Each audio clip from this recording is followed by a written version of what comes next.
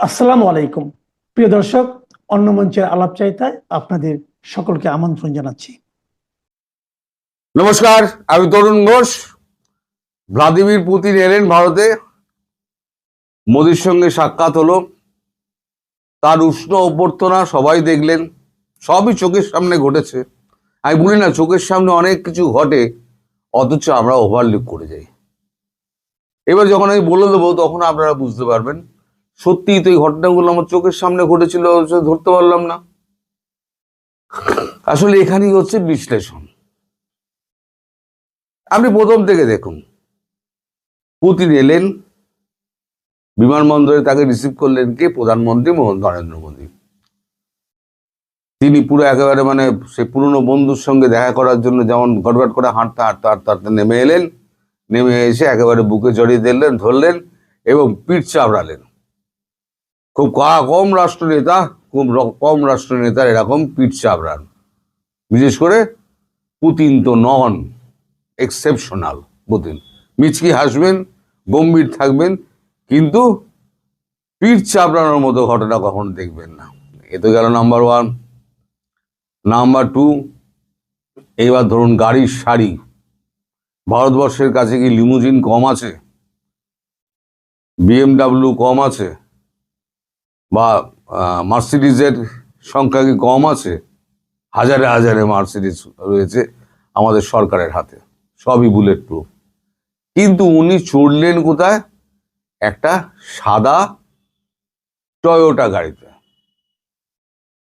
ভাবুন, সব হচ্ছে কালো গাড়ির সারি, তার মধ্যখানে একটা সাদা ধবধবে দুধ হাঁস টয়োটা গাড়িতে মোদি উঠলেন। পুতিনের লিমুজিন কিন্তু পেছনে ছিল। পুতিন কিন্তু সেই লিমুজিনে উঠলেন না, উনি গিয়ে উঠলেন একদম মোদিজির গাড়িতে। এটা একটা বার্তা পুতিনের, যে আপনি যেমন আমার সুরক্ষা ব্যবস্থাকে আপনি যেমন বিশ্বাস করেছিলেন, বিশ্বাস করে আমার গাড়িতে 45 মিনিট আপনি কাটিয়েছেন, তেমনি আপনার সুরক্ষা ব্যবস্থাকে আমি সম্মান করি এবং জানি আপনার সঙ্গে থাকলে কোনো বিপদ আমায় ছুঁতে পারবে না। তাই একই গাড়িতে উঠে তিনিও একটা রেসিপ্রোকালি একটা বার্তা দিলেন। দ্বিতীয় বার্তা কি? দ্বিতীয় বার্তা হচ্ছে টয়োটা। অর্থাৎ টয়োটা কেন? টয়োটা হচ্ছে দ্বিতীয় বিশ্বযুদ্ধের পর জাপান যখন আত্মসমর্পণ করে, তারপরেতে সেখানে জাপানে কোনো সৈন্যবাহিনী নিজস্ব ছিল না, নিরাপত্তার দায়িত্ব সম্পূর্ণ ছিল US এর ওপরে। US সেই সুযোগ নিয়ে ক্রমশ স্ক্রু করেছে আমাদের জাপানকে। এখন জাপান গেছে তেড়ে পড়ে উঠে খেপে, যা আমাকে তো একদম শুইয়ে দিচ্ছে। যেভাবে ট্যারিফ চাপিয়ে দিয়েছে, তারপর থেকে জাপানের পাশে গিয়ে দাঁড়িয়েছে কিন্তু ভারতবর্ষের প্রধানমন্ত্রী। এখন জাপানে শিনজো আবেকে মনে আছে? প্রাক্তন প্রধানমন্ত্রী শিনজো আবে, তাকে কিন্তু তিনি কিন্তু অ্যাসাসিনেটেড হয়েছিলেন, আততায়ীর গুলিতে তিনি মারা গেছিলেন। মেরেছিল কে? মেরেছিল CIA। কারণ শিনজো আবে তিনি আমেরিকার কথা, জাপানের কথা তিনি শুনতে চাননি, ফলে তাকে তার জীবন মূল্য দিতে হয়েছে আর কি। তো সেইটা একটা জাপানকে সামনে রেখে, টয়োটা গাড়িকে সামনে রেখে আসল লোককে একটা বার্তা দেওয়া, আসল দেশকে বার্তা দেওয়া যে জাপানের পাশে কিন্তু ভারতবর্ষ এবং রাশিয়ার মতো দেশ কিন্তু রয়েছে। এ তো গেল দ্বিতীয়। পরেরটা, তারপরেরটা হচ্ছে এই যে 5 স্তরীয় নিরাপত্তা বলয়, 4 স্তরীয় ছিল, এখন 5 স্তরীয় হয়েছে নিরাপত্তা বলয়। এই নিরাপত্তা বলয়কে ঘেরা টপকে ভারতের এত সমস্যা থাকা সত্ত্বেও ভারতের মধ্যে তার প্রধানমন্ত্রী বা তার অতিথির গায়ে হাত দেবে এমন কোনো দুঃসাহসী কর্মকাণ্ড কেউ করতে পারবে না। এটাও কিন্তু আশেপাশে সমস্ত দেশকে একটা বার্তা দিয়ে দেওয়া যে তোমরা যতই চেষ্টা করো আমাদের সুরক্ষা বেষ্টনী ভেদ করে তোমরা কোনোদিনই আসতে পারবে না। মানে এইগুলো হচ্ছে প্রত্যেক কটা কিন্তু কূটনৈতিক বার্তা দেওয়া হয়। এবার দেখুন সব কিছু এগ্রিমেন্ট হলো এখানে। আমাদের এখানে রাশিয়ার সঙ্গে ভারতের সঙ্গে অনেকগুলো এগ্রিমেন্ট হয়েছে। সে একদম ভূমি থেকে আকাশ পর্যন্ত সব এগ্রিমেন্ট হয়েছে। একটা জয়েন্ট প্রেস কনফারেন্সও হয়েছে। সেটা হচ্ছে আপনার সবাই যেটা শুনতে পেয়েছে, জয়েন্ট প্রেস কনফারেন্স। কিন্তু জয়েন্ট ডিক্লারেশন সেটা করে হয়েছে? জয়েন্ট ডিক্লারেশন কেউ জানে? কেউ জানে না জয়েন্ট ডিক্লারেশন কি হয়েছে।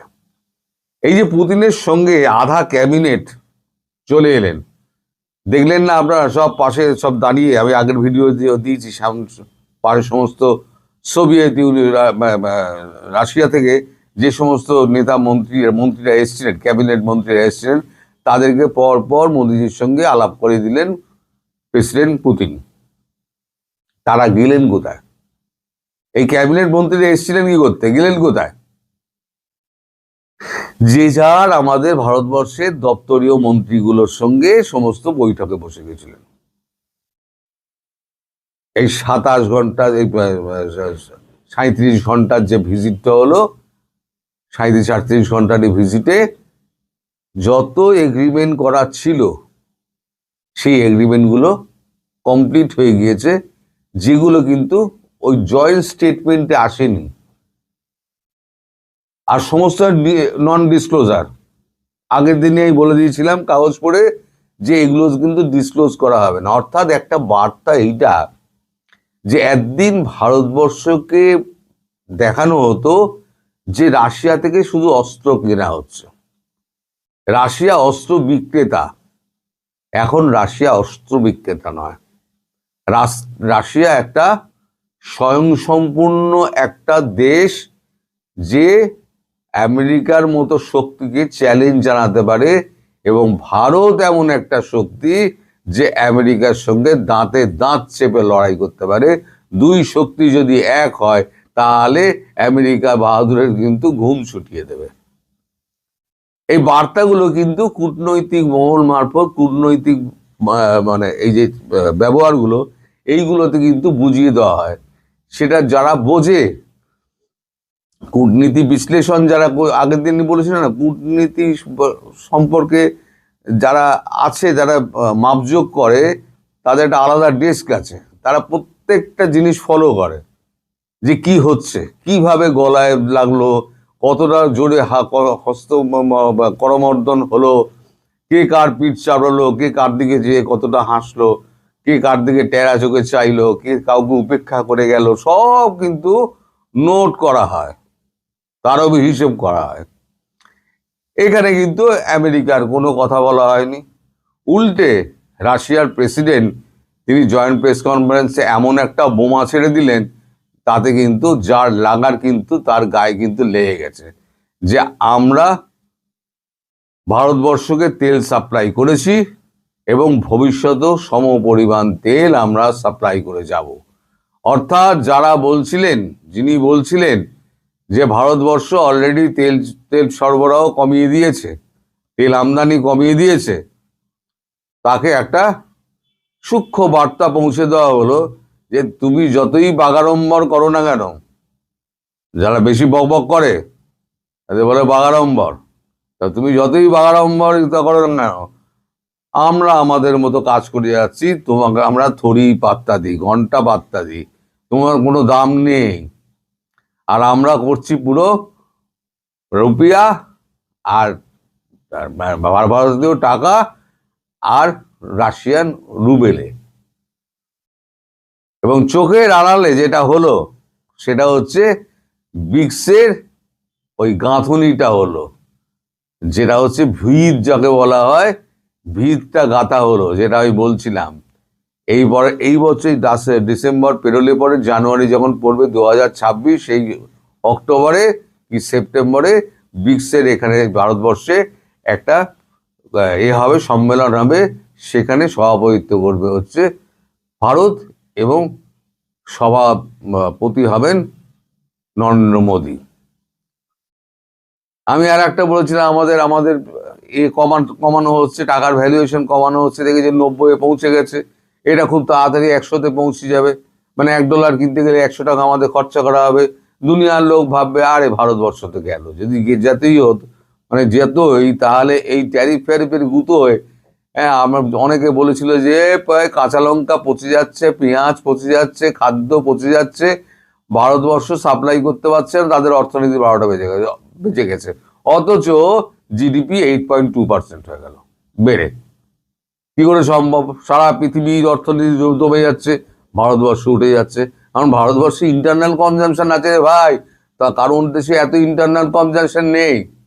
তো যাই হোক, মোটমাট কথা হচ্ছে চোখের সামনে এতগুলো লোক নামলো, তারা কোথায় ভ্যানিশ হয়ে গেল, তারপর আবার ফেরার সময় তারা প্লেনে উঠে চলে গেল। তারা কি করছিল?